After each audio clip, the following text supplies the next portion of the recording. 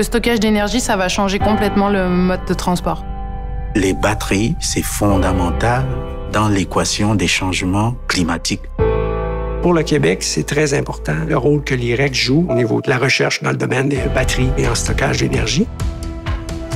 Si on arrive à créer des batteries aussi performantes que les lignes de transport l'ont été, ça va être mondial. C'est pas juste au Québec, c'est sur toute la planète.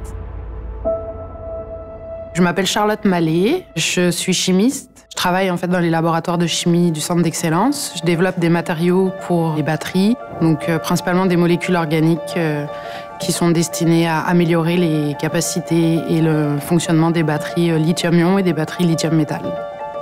Notre objectif, c'est de développer la batterie qui va changer le monde. J'ai travaillé dans plein de pays différents, plein de laboratoires différents. J'ai travaillé dans des universités, dans des compagnies. Puis je pense pas que je trouverais mieux que l'IREC. Si demain, je crée un nouveau sel d'électrolyte qui peut aller dans la batterie lithium-ion, dans la batterie tout solide, qui supporte la basse température, qui est aussi performant à moins 40 qu'à 60 degrés et qui coûte pas grand-chose à produire, c'est sûr que c'est une percée technologique et que c'est très rentable pour Hydro-Québec. Pour Hydro-Québec, le but, en fait, c'est de développer des nouvelles batteries pour l'électrification des transports et des containers pour stocker l'énergie. Au Centre d'excellence, nous, on est plus spécialisés dans la batterie pour l'électrification des transports. Les nouvelles sources d'énergie, telles que le solaire et l'éolien, sont des énergies dites variables. Elles ne sont pas toujours au rendez-vous. Ils ne ventent pas toujours et il ne fait pas toujours soleil, donc ça fluctue dans le temps. Je suis intéressé à avoir une électricité qui est constante.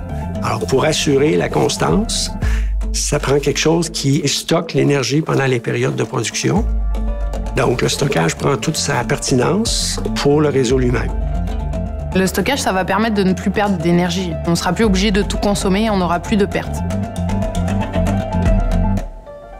On a besoin de stockage quand on excède, quand l'intégration des ressources variables, comme le solaire, atteint un seuil critique, généralement plus de 20%.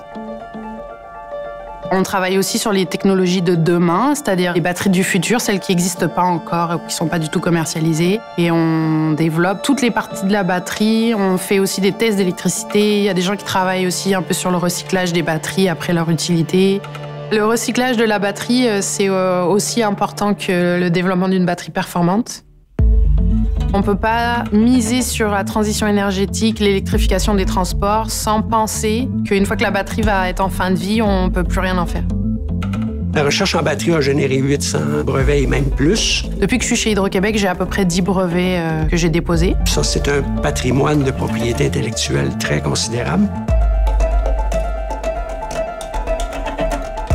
Il y a d'autres choses en parallèle qu'on développe aussi, comme l'hydrogène. L'hydrogène pourrait être un vecteur important dans la décarbonation de ce qui reste, en stockant le surplus d'énergie verte produite avec notre électricité pour le réutiliser dans les véhicules, dans le transport. La batterie qui va changer le monde sera québécoise.